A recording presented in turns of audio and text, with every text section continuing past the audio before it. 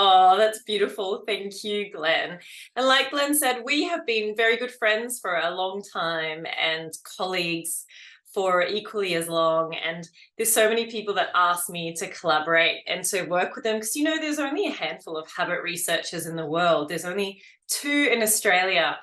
And I don't often say yes. Actually, I kind of never say yes because I'm a very value-driven person and it takes a very special uh, situation for me to say yes to. And it's so easy to do with the TSC and with Glenn and the whole team. So it's an honor to be here. It's an honor to be back as the first returning guest. So like Glenn said, last year we ran Creating Healthy Habits and you guys wanted more. And so we are bringing more. And the really cool thing about this is the very first time that content like this has ever been packaged and put together.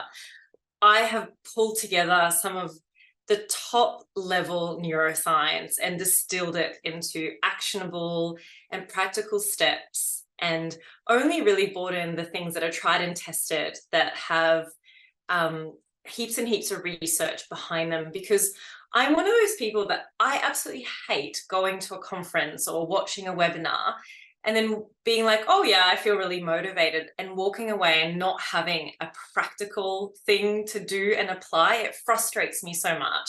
So you will find that everything in this series is practical, it's applicable, it's achievable. You will enter moments of self-compassion. You'll enter moments of addressing some of the things that you may have been putting off. It'll be challenging and confronting, but it'll also be extremely supportive. And hopefully we'll have a really good time along the journey. I'm really not in the business of motivating people. I'm not interested in motivating you because motivation comes and goes, and we will learn together how motivation can't really be dependent on long term. But I do hope to inspire you.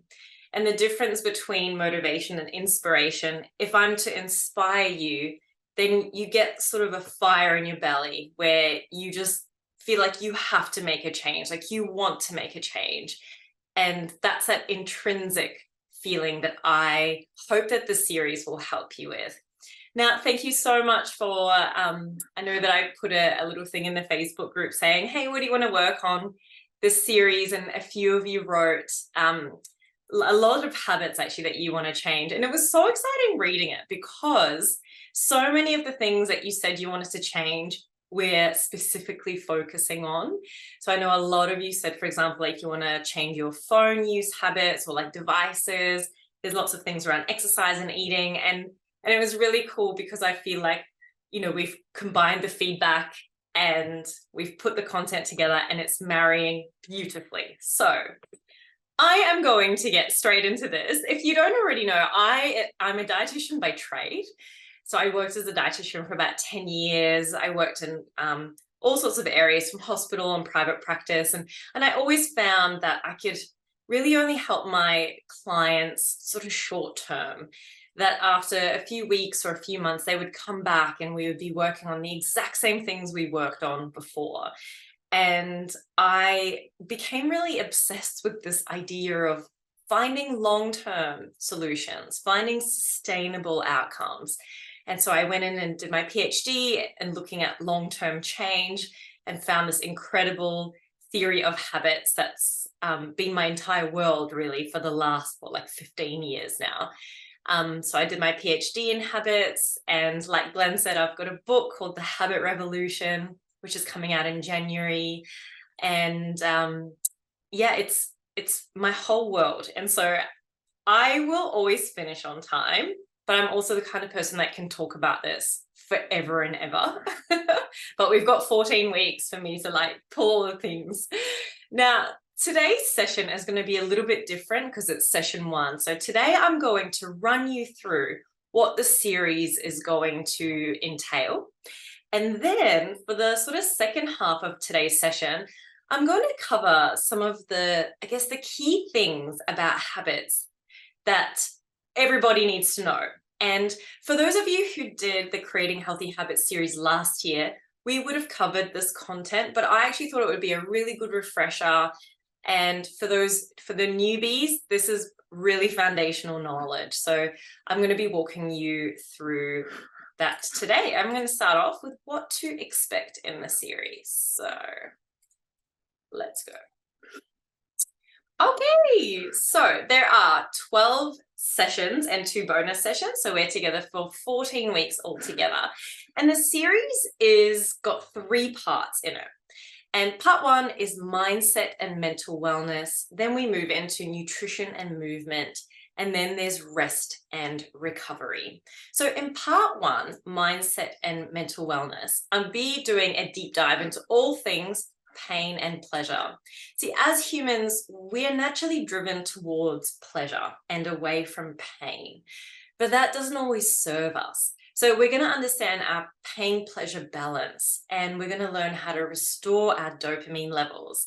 Dopamines, which we're going to learn a whole lot about. It's an important neurotransmitter for our motivation, our sense of drive, our attention.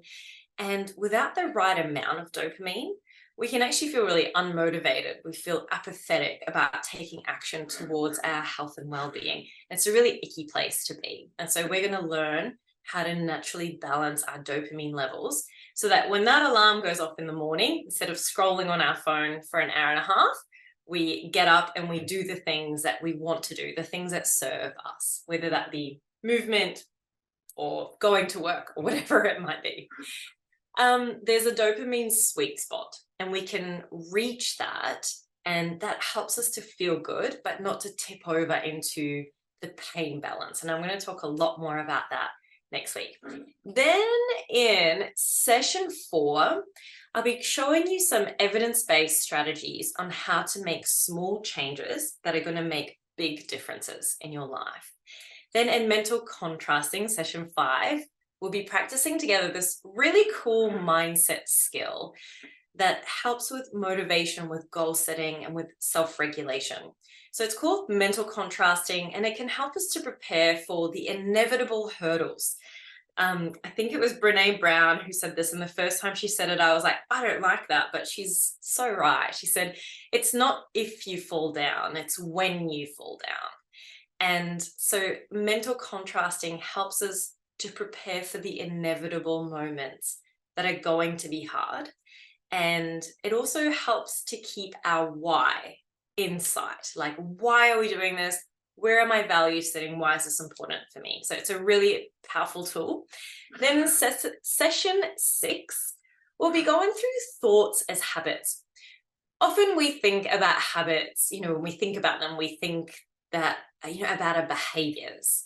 We might think about the way we eat, or someone who drinks or smokes or exercises, those as habits. But actually our thoughts and our mindsets and our beliefs are also habitual. So we're going to deep dive into that, and I'll share some really interesting neuroscience that can help you to reshape your thoughts.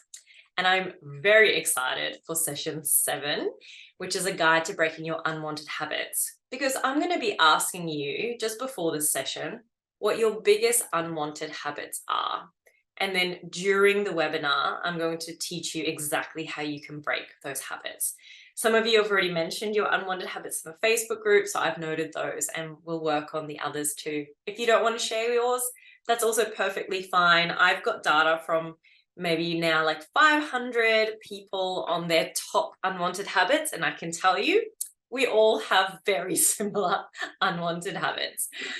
Then to wrap up part 1, we're going to go through micro habits for a digital detox. I'm also super excited for this one. We are more connected to our phones and our devices than ever before. Most people say that they're on their phone too much. So this session is going to be practical and fun, and it'll just help to guide you into how to break free from your devices. And from your comments, I can already tell that this session is going to be a game changer for many of you. So I'm excited for it. I was recently on my honeymoon, and one of the spots we went to was Cuba. And if you've ever been to Cuba, you may know that they don't have much internet over there, only in certain towns or cities. And it was so odd for the first 3 days for me not to have internet. And I was like, I can't even check the weather. I can't check reviews on this restaurant. I can't check my emails. And I felt so unsettled, but it was such an important lesson, I guess. And yeah, really helped me to just reshape some of my priorities when I was away. So I'll share more about that in session 8. Then in part 2 of the series, nutrition and movement, we start with non-hungry eating triggers. You see, we all eat when we're not hungry, and it's completely normal to do that. But if it's happening to a point of being detrimental, then it's something that we should explore. So this session will help you become more aware of the most common triggers, and of course, how to change your responses to those triggers so that you don't feel out of control with any sort of non-hungry eating. Then across sessions 10 and 11, we're going to go through making good nutrition a habit. We specifically focus on 6 healthy guidelines of nutrition, and we go through how to make each one a habit. Then we do the same with movement so that moving your body becomes a natural part of your lifestyle and not something that's challenging to do or something that needs truckloads of motivation. I posted on my Instagram story actually that I've got a treadmill desk, like a walking pad, and I can't believe how many people messaged me like, tell me where you got that from. It was just like, it's really cool to actually see that making movement a habit can be so enjoyable, and it doesn't have to be super hard. So we're going to go through some really practical things with that. Then we're going to finish the series with practical ways. Oh, actually, sorry, we're going to finish the series with 2 bonus sessions, and that's the rest and recovery sessions. I always say that sleep is the most underrated thing that we can do for our health, and the research really backs that up. So we're going to go through why sleep's important and what happens when we don't get enough of it.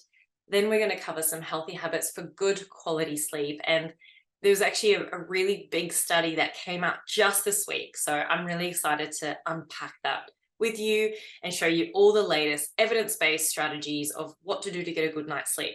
We're told to do all these things with sleep hygiene, but what actually works and what doesn't work, and what should we focus on, and how do we make it a natural part of our lifestyle? So we're going to do that one, and then we're going to finish the series with practical ways to practice mindfulness and make it a daily habit, something that I'm still working on, but hopefully together we will get there. So that's what our next 14 weeks looks like at a glance. If you've got any questions, please pop them in the chat and Glenn and I can answer them. But while you're doing that, I want to get into the juicy stuff and talk about my favorite topic in the world, which is habits. I'm going to cover 3 topics on habits today. So it's just really like an overview. And I do want to note that, all the content from the previous series is available and you can access that at any time. So please feel free to do that. I promise you it'll be a better time than Netflix. So you can get in the habit of watching the old series. I sometimes will watch the videos like if I'm like on the treadmill or the bike, or if I'm doing the dishes or something. I won't be offended if you're doing something else at the same time. So today's 3 topics that I'm going to cover is the habit loop, habit triggers, and ego depletion. Now, each of these has an entire webinar from the first series. So if you want more information, please go to that. And there's lots of other goodies to go through. Firstly, what is a habit and how is it different from a behavior? Well, here's an easy way to explain it. Do you remember the very first time you learned to drive a car? You may have looked something a little like this. You may have fumbled around trying to find where the keys go, checked every mirror multiple times, made sure your foot was on the brake pedal, not the accelerator, then finally moved your foot ever so slowly and started to roll your car forward, making sure not to go even 1 kilometer over the speed limit. You may remember how much focus and concentration learning to drive required. I know for me, it felt like I was using every single brain cell to try to drive my car. Now, fast forward to now, and you're probably arriving at places that you drove to and thinking, how did I even get here? I don't remember the drive. You may look something like this. That's because driving is now an automatic action for you. It's a habit.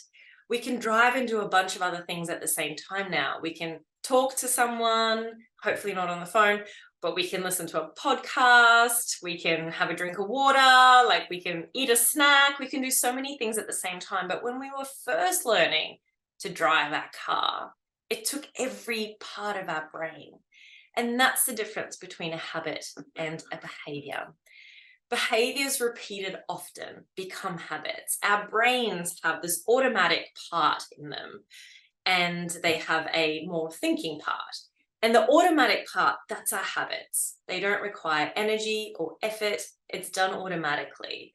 Whereas the thinking part, they are our behaviors. They're our decisions. It's like, how do I get from A to B? What should I make for dinner? They're the thoughts and intentions that we have. But your habits, they're subconscious, they're automatic, they're habitual. Your brain remembers how to drive a car because it's something you've done so many times before. So instead of using, mental energy on a task that you already know how to do, your brain moves that familiar action of driving to the automatic part of your brain, so that driving becomes instinctive and subconscious. So imagine for a moment, with that thought in mind, living a life where you eat healthy meals, you exercise regularly, get a good night's sleep, you have a productive work day, and you do it all without having to grind through it, because those things just happen automatically. That is the power of creating a life built around healthy habits. And the cool thing is, once you understand the theory of habit change and learn how to implement it, you can apply it to any area of life, be it health, well-being, mindset, finances, relationships, productivity, anything. And so this is a super tool. And I know I'm biased, but I think it's a super tool. Now, our habits make up a big part of who we are. I would say that habits tell a story of our life. And not necessarily our life right now, but perhaps our life a few months ago or a few years ago. And it almost reveals like these chapters of our life, because they're the decisions that we make that add up to the lifestyle that we have now. It's estimated that around 70% or up to 70% of all our waking behavior is made up of habits. It's a huge number. Hundreds of habits influence how you live your life, and they guide how you act day to day, how you eat, how you sleep, how you talk to your loved ones, how you get dressed and drive your car, how you do business, and whether you exercise or have a drink after work. How you unthinkingly spend your energy, your time, your money, it's predominantly habitual. The truth is, most of the time, what we do is what we do most of the time, and only sometimes do we do something different. Most of the time, we are operating out of autopilot. I like to describe habits as the invisible blueprint of our everyday life. And this is how habits work. Habits need 3 key ingredients, and they are a cue, a routine, and a reward. So this is called the habit loop, and it's really important to know. So if you learn anything from today, it's the habit loop. Because once you understand what triggers your habits, what the cue is, what your habit is, and what you get out of it, you can start to unpack some of your habits. And we're going to go through that in a lot more detail, but today is just a quick overview. So the cue is the trigger for the action that you take. It's either going to be the place you're in, the time of day, your emotion, your social situation, what you've just done beforehand. And I'll give you an example to illustrate it. But the routine, that's the habit itself, and that's triggered by the cue. And then finally, the reward. The reward is the benefit that you gain from doing that habit. And so the reward is the reason why you decide to do it again, why to keep repeating it in the future. Because if the reward is positive, then this forms this positive feedback loop, and it tells your brain, hey, next time this cue is encountered, do the same thing again. That worked for me. That was great. So let me give you an example. I like to give the cookie analogy. So this was me. It's a self-confession. So let's say that every time you get home, and when I say you, I mean me, but I'm just going to say you. Every time you get home in the afternoon, you eat a cookie, and you really like the taste of these cookies. And every time you get home, you eat a cookie. And the very first time you do it, there's a mental link that's created between getting home and eating a cookie. Your brain actually forms a physical neural pathway. It's like, oh, home and cookie, and it fuses it together. Now, the more you do that, the more you get home and eat a cookie, the stronger that link in your brain becomes. It gets stronger and stronger and stronger, to the point where getting home prompts you to automatically eat a cookie. You don't even have to think about it anymore. And then the next step from that is, if you get home and you try to do anything else, your brain's like, whoa, I'm not wired like this. When I get home, I eat a cookie. And you're getting home and now you want to do yoga. Like, that's not going to work, because we're not wired like that. And that's why it's, you get home, you say to yourself, I'm going to go home, I'm not going to eat the cookie. I'm not going to eat the cookie. And then your brain's like, well, home, cookie. And then you eat the cookie. Can anyone else relate to that? Or is it just me with my cookies? Yeah, lots of nodding. Okay, I'm glad I'm not alone. So that is how a habit is created. Getting home means eating a cookie. Now, eventually, just the thought of getting home automatically triggers the responding behavior, and doing anything else becomes really hard, because your brain's already triggered the habit loop. See, what happens oftentimes is we focus so much on the routine. We want to say to ourselves, don't eat the cookie. But what we don't realize is that, well, our brain, like, that's the second part of the cycle. And we need to start at step one, which is the cue. So where am I being triggered? Why am I being triggered? Who am I with? What am I feeling? We need to change the trigger, because without the trigger, there's no routine. There's no habit loop at all. And we're going to go through habit triggers very shortly. But before we do that, I'm going to show you a really quick video, a neuroscience video. We call this Hebbian learning. Now, the audio on this video is pretty quiet, but it's subtitled, and really all you just need to see is the little neurons fusing together.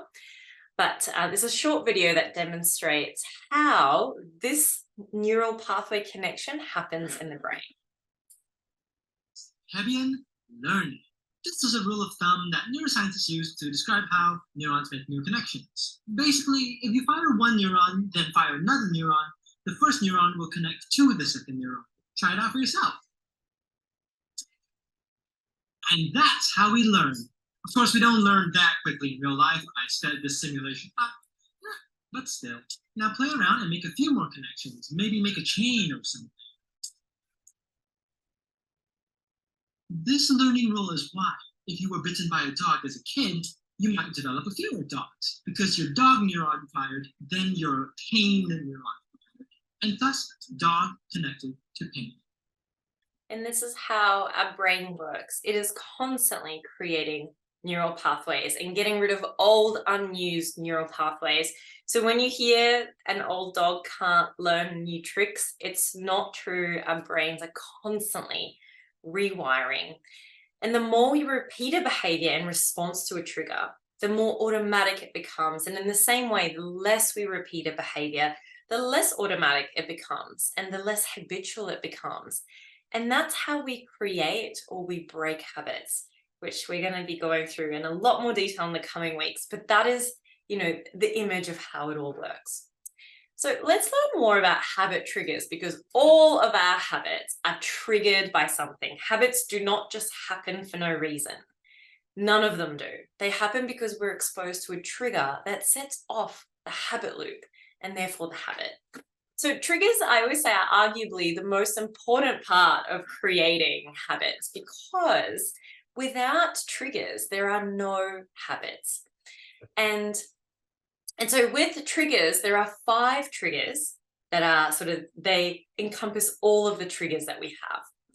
And that is the time of day, the location that you're in, the event or action that you just did beforehand, how you're feeling, so your emotional state, or your social situation, the people that you're around. So I'll give you a quick example for each of these. Time. A common time habit is, say, midday triggers eating lunch, even if you're not hungry necessarily at that time. So you just go, oh yeah, it's midday, now it's time to eat. I do this at 3 p.m. 3 p.m. I'm like, oh, time for a cup of tea. and I'll make a cup of tea. Sometimes I don't even feel like a cup of tea, but I'm there at my kettle at 3 p.m. every day, guaranteed. It's just a habit. A common location habit is sitting in the car will trigger you to put on your seatbelt, or sitting on the couch at night may trigger you to eat a snack. So that's a location type habit.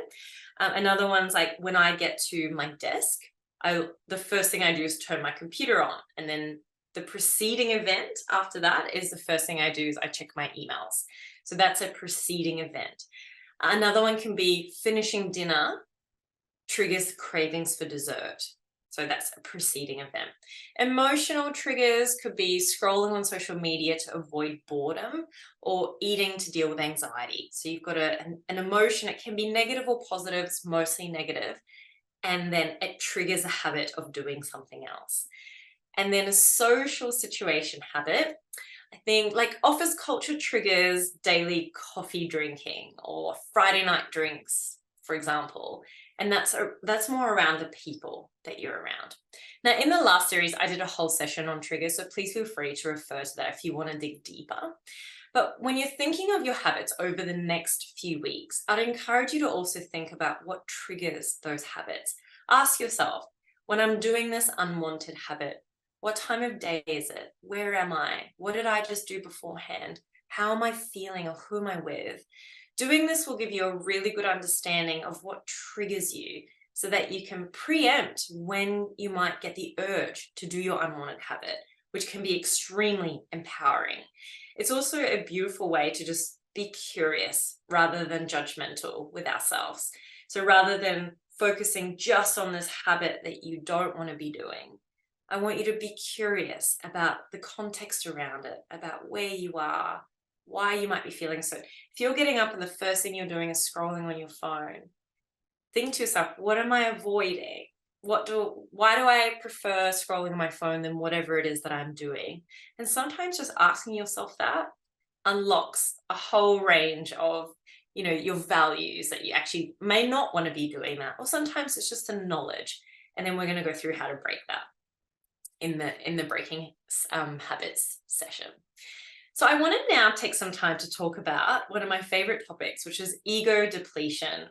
And when I learned about ego depletion and the limitations of our self-control, honestly, it completely changed my life. I stopped thinking that I was a failure or that I didn't have enough discipline. And I realized that I was trying to use a tool that I didn't have enough of. I was a dietitian. I was very hard on myself. I had struggled with emotional eating. So I already felt like a fraud for saying that I was a dietitian, but I was really struggling with my own battles with eating.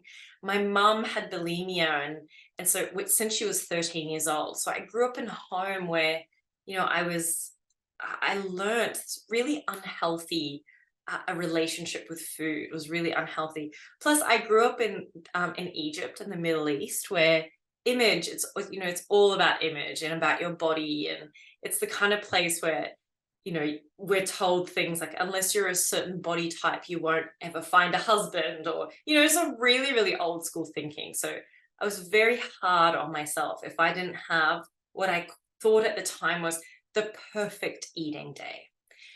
And I would plan out what I wanted to eat, for example, and when it didn't go exactly to that plan, I'm talking like, say I ate an extra apple than I planned, I would just chastise myself and be like, oh, I have no self-control, I have no discipline, I'm completely failing at this. And then I learned about self-control, which is also other words for it are things like willpower, self-discipline, or self-regulation. And it is defined as the capacity of the individual to alter, modify, change, or override their impulses, desires, and habitual responses. So simply, it's the ability to exert control over ourselves. And when we do it successfully, we can overcome urges and impulses and habitual responses. But I want you to think of self-control like a muscle. So say I'm going to use my muscle to push this rock up a hill. And for me to be able to do that, my muscles need energy. I can't be too hungry. I can't be depleted. Otherwise, I'm never going to get that rock up the hill. It's going to keep sliding back down like it is right now. And in the same way, the behaviors, every behavior that we do requires self-control. It requires some kind of energy to be performed. So you can see why diets, which generally require a lot of self-control, trap you in this yo-yo cycle. You start off with a lot of energy, but as your self-control muscle gets weaker, you get exhausted and the rock slides back down the hill. But you pick yourself up and you try again and again and again. But what's happening is your muscles don't have the energy required to push that rock up if you're physically, emotionally, or mentally depleted. Then you feel like you can't continue anymore and you stop the diet and you try another one, but the same thing is happening. The more fatigued our muscles get, the less we're able to continue pushing the rock up, and the more we use our self-control, which only has a limited reservoir. That it depletes with demand, and so then the less capacity we have for other things, hence yo-yo dieting. We use our self-control for all sorts of things: deciding what to wear in the morning, making a decision to get off our phone and get out of bed, getting the kids ready for school, driving through traffic, interacting with people, replying to emails. Literally everything we do requires some sort of energy. Self-control is also a universal resource. It doesn't discriminate between the demands we have at work or our life demands or our emotional demands.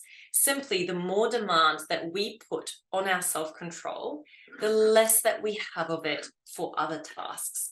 And this state of diminishing self-control is called ego depletion. So that's what it's called in the psychology texts, ego depletion. Now, you may relate to this. I feel like whoever created this comic had a camera in my house, because this is literally me. So think of like a plate of cookies. It could be anything, could be pizza, could be ice cream, or could be anything, right? We'll use cookies. There's a plate of cookies that you're successfully ignoring. And you have a full tank of willpower, and it's the morning, and you're like, I am like a powerful person here, and those cookies are dead to me, and I'm good. Like, they can just sit there, it's fine. But with time, and as you keep trying to ignore the cookies, your willpower gets lower and lower. And just like that lever on the dial, it's getting towards empty, until eventually the whole plate of cookies is in your mouth. If this is you, there is nothing wrong with you. You are not faulty. You do not have poor discipline. This is how our brain works, and we all have a limited reservoir of self-control, and simply you have just been using it for too long, or you've had to use too much of it, and now you're expecting to be able to withhold from that plate of cookies, but you're trying to do that with an empty tank. And so that's why self-control can't be depended on. Our self-control is depleted by things like stress, fatigue, burnout, sleeplessness, calorie restriction, being around tempting food that we don't want to eat, being hungry or hangry, and having low blood sugar levels, and also experiencing negative emotions. So it can be, it's in our every single day that our self-control is being depleted. So it can also be things like exerting initiative, prolonged focused attention, or having to make lots of decisions. My beautiful parents went to Costco yesterday, and they've got a membership. I don't. And my mum was like, I'm going to send you through all the stuff and you can tell me what you want. I was like, yep, sounds good. And she sent me through what would have been maybe 30 food items, and it was like photos of food. And after about 10, I just texted back. I was like, you need to stop. I've already got decision fatigue, Mum. Like, I can't make this many decisions. And it literally made me grizzly. I was like, I can't. I was like, can you send them to Mitch? I asked her to send them to my husband. And then she started to send them to both of us. But decision fatigue, or making lots of decisions, actually depletes our self-control. And did you know we make up to 35,000 decisions every single day? So there's a pattern here. All of these situations require effort. So the opposite of effort, and therefore what replenishes our self-control, is rest, meditation, it's sleep, it's taking periodic breaks throughout the day, like 10 minutes in every hour, and feeling positive emotions like happiness and joy and gratitude. There's a really excellent 4-minute video on ego depletion, which I'm going to include as part of your optional reading in this Sunday's email. I encourage you to watch it. It's so, so good. It's about a study that they did, and it shows just how human we all are and how we all have a depleted amount of self-control at times. So how do we rely less on our self-control? Well, we want to rely on our habits and not our self-control, because habits don't need self-control once they're formed. I know that no matter how tired or stressed or frustrated you are always going to put on your seatbelt in the car because it's a habit. And even if you've completely run out of your willpower, you're still going to do it, because habits don't rely on willpower, because they're automatic. They don't need energy. And that is the beautiful freedom of living a life filled with healthy habits. It's much more effortless than trying to depend on our fleeting self-control. So I hope that that was helpful for you. I'm going to finish off with a summary, and then I'm going to look in the chat and see if there's any questions. But as a quick summary, behaviors repeated often become habits. And in the same way, the less you do something, the less automatic it becomes in your brain. When you think to yourself, oh, I'll stop doing this on Monday, or I'll stop doing it on my birthday, or I'll stop in the new year, just remember that every time you do your unwanted habit, you're actually reinforcing it in your brain. Every time you decide not to do your unwanted habit, you're making it easier for your tomorrow to not do it again. You're making it easier for the future you to not do it again. Every time you choose to do or not do something, it matters, because your brain's constantly changing. We are constantly rewiring our brains. The habit loop is the cue, the routine, and the reward, which is in your workbooks. Self-control is a universal and fleeting resource. Habits do not require self-control to be performed. Now, your home study is to read pages 1 to 4 of your workbooks, which is today's session, and join the Facebook group if you haven't already. Like Glenn said, it's a really special place. I am really terrible on Facebook. I will admit it here. If you've ever sent me a message on Facebook, I will probably read it 6 months later. But I have made a commitment to jump in the TSC community at least 3 times a week. And if you tag me, I would try to get to it within 24 hours. That is my commitment to you guys. Now, next session. Oh, I love this session so much. It is about pain and pleasure, or dopamine. We're going to learn about dopamine, this very powerful neurotransmitter. We're going to learn about the peaks and troughs, why we sometimes feel really good and sometimes feel so not motivated to do anything. Why pain is the cost of pleasure, and how to balance it all out. So that's going to be next session. I'm going to stop sharing now and just see if there are any questions.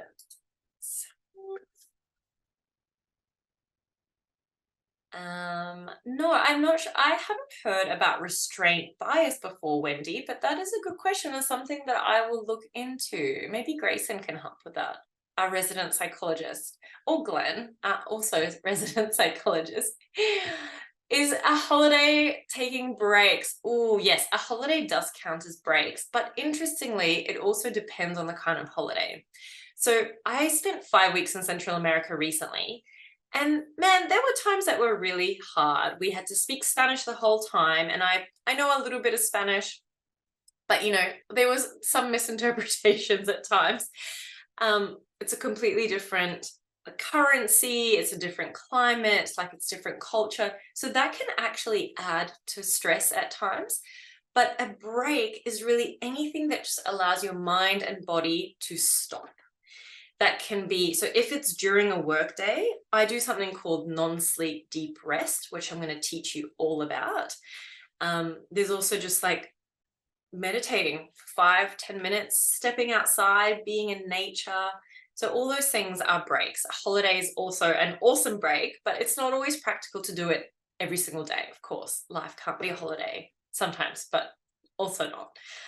Oh, Glenn hasn't heard of restraint bias either. Okay, something that we can look up, which would be cool.